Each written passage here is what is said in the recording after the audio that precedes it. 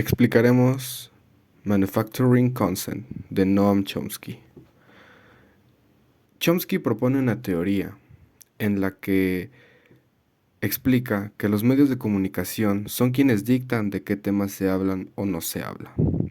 La teoría de Chomsky dice que los medios de comunicación son un aparato de manipulación que busca hacerte pensar lo que es mejor para ti. Es lo mismo que quiere la élite global.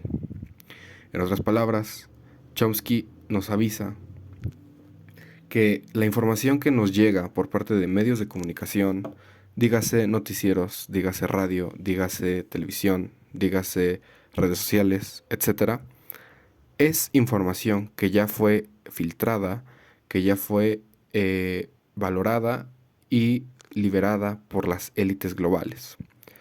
Chomsky divide a la población en dos grupos, en un 80%, que son quienes no cuestionan la información que recibe, son una mayoría. Son los que determinan el rumbo ideológico y demócrata, al ser la mayor parte de la población. Ellos son quienes determinan el rumbo de las futuras ideologías. No es como tal que ellos las propongan, sino son quienes deciden seguirlas y por lo tanto le dan más fuerza o no a dicho pensamiento. Del otro lado, Chomsky pone a un 20%. Ese 20% es una élite. No son como tal personas comunes y corrientes, sino son personas beneficiadas que tienen ciertos accesos a educación, sobre todo a una educación, lo cual les permite tener un criterio propio. Aquí vienen, en este grupo se encontrarían licenciados, ingenieros, escritores, filósofos, economistas, etcétera. Las personas que pudieron darse el lujo de tener un nivel educativo o un nivel de preparación bastante alto. Ellos, este 20% siendo una minoría bastante grande, son quienes determinan cuáles son los pensamientos e ideologías que deberán seguirse. Los proponen y son quienes los distribuyen a los medios de comunicación y estos son aceptados y comprados por el 80% que es la masa común. La creación del contenido parte en las élites. Se crean contenidos consensuales que se van multiplicando hasta llegar a medios locales y más íntimos, como una plática de amigos. Explicando esto, la élite crea el contenido que se quiere distribuir. Los medios de comunicación masivos más importantes, como por ejemplo la BBC o periódicos como el Chicago Post o New York Times, que son los más respetados a nivel global, difunden esta información. Esta información se va multiplicando de manera exorbitante, casi sin ser cuestionada ni criticada, al grado que llega a los medios de comunicación más locales, como las televisoras locales más pequeñas o los canales de radio más pequeños. Y esto todavía llega a un punto más íntimo en las personas, en el que podemos ver cómo repiten la información las familias entre ellas en una comida. Cuando la familia se reúne en el comedor, el tema del noticiero local es el de la plática de la misma mesa. Los medios afectan la relación con nuestra historia, pues hoy en día muchos funcionan como un archivo de la realidad. ¿Cuántas veces no hemos vivido que bastantes personas toman fotos de periódicos, de revistas, de televisoras, como si fueran un reflejo de lo que fue el pasado?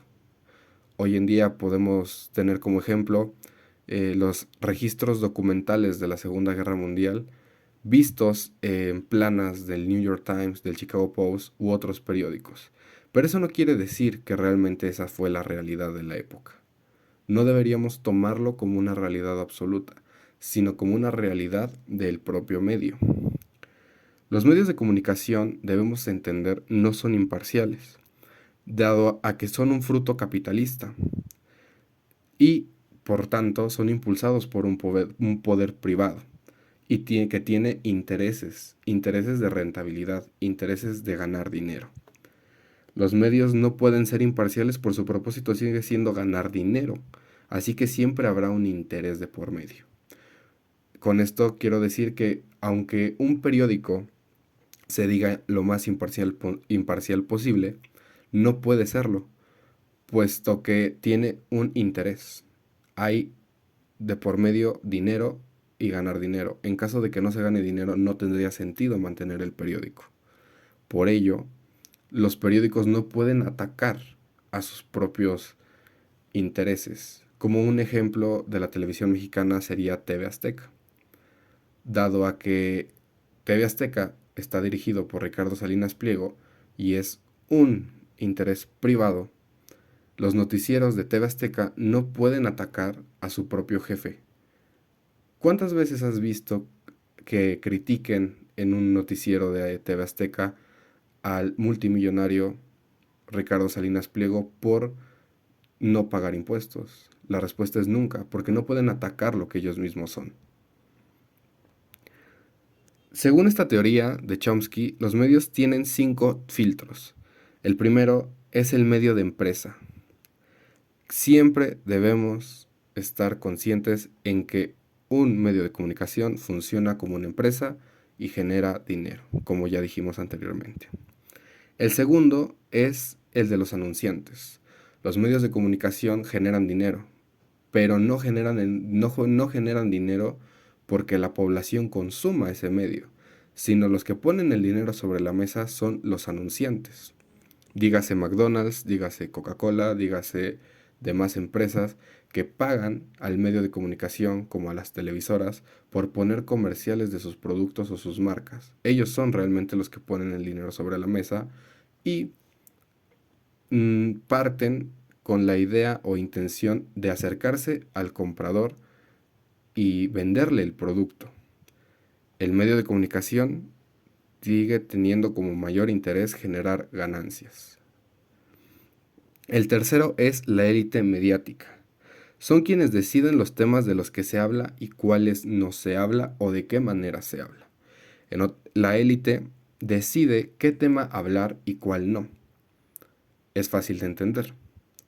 ¿Cuántas veces hemos visto a ciertos grupos elitistas que tienen el poder, como por un gran ejemplo es la guerra de Ucrania o la invasión estadounidense a Irak e Irán? Los medios de comunicación que apoyaban en el caso de la guerra de Ucrania, a Rusia, y en el caso de la invasión estadounidense a Estados Unidos, no hablaban de manera despectiva de sus países, sino que hablaban de manera buena y como si esto fuera lo necesario para mantener la paz mundial. Estamos hablando que la élite decide qué tema está hablando y cómo se habla. Y el cuarto es la censura. El cuarto medio es la censura y es claramente que un tema se evita, se olvida, como si nunca hubiera existido. Llega el punto en el que las élites incluso toman medidas legales para evitar que un tema se hable y en caso de que esto ocurra, poder tener una pauta ante la ley y que no se propague un tema. Y el quinto es la creación de un enemigo en común. La forma en la que los medios de comunicación suelen manipular de mayor manera a las a la masa del 80% es que este, eh, esta masa comprenda que existe un enemigo común, un enemigo que nos afecta a todos. En el caso de los noticieros estadounidenses, suelen criticar como enemigo común a Rusia, y caso contrario, en el caso de noticieros rusos, suelen criticar como enemigo común a Estados Unidos, que son los culpables de todos los males en este planeta. Lo mismo de Estados Unidos hacia Rusia, o por ejemplo con problemáticas más pequeñas, o mejor dicho, más grandes, pero de carácter más local. En el caso de actualmente la República Mexicana, nos estamos quedando sin agua y los noticieros y campañas de medios de comunicación siguen invitando a la población que reduzcan su huella hídrica y eso ayudará a reducir este problema. pero no hablan de el consumo masivo de agua de empresas como Coca-Cola, como Lala, como Aguas Embotelladas Bonafont, etcétera, etcétera, que realmente son las que más cantidad de agua consumen en el país y son quienes están secando el río Cutzamala. Pero repetimos, con los 5 filtros nos damos cuenta que el noticiero no va a atacar o el medio de comunicación no va a atacar a estas empresas, ya dado que son ellas quienes pagan los anuncios, pues son anunciantes y generan la ganancia. Y crean el enemigo común de que todos tenemos la culpa, cuando realmente no es así. El trabajo fundamental de los medios de comunicación es hacer creer a la masa, al 80% de la población que deduce Chomsky, que las ideas expuestas por este medio no son de la élite, no son ideas implantadas, sino que es una realidad que ellos mismos están entendiendo y están comprendiendo. No únicamente el medio tira la información y ya, sino que da la información al receptor de manera que éste la haga propia y crea que esta idea es suya, que nace de él y tiene un criterio propio. De hecho, aunque Chomsky divide a la población en dos, en 80% y 20%, algo muy interesante es que si tú le preguntaras a todo el mundo en qué categoría entra, todos dirán que en el 20%, que todos tienen un pensamiento crítico y que las ideas que tienen son por influencia propia, no por la de nadie más. Eso es una absoluta mentira, dado a que realmente la mayoría no sabe, que no tiene ni idea de lo que está pasando en realidad. Eso sería todo.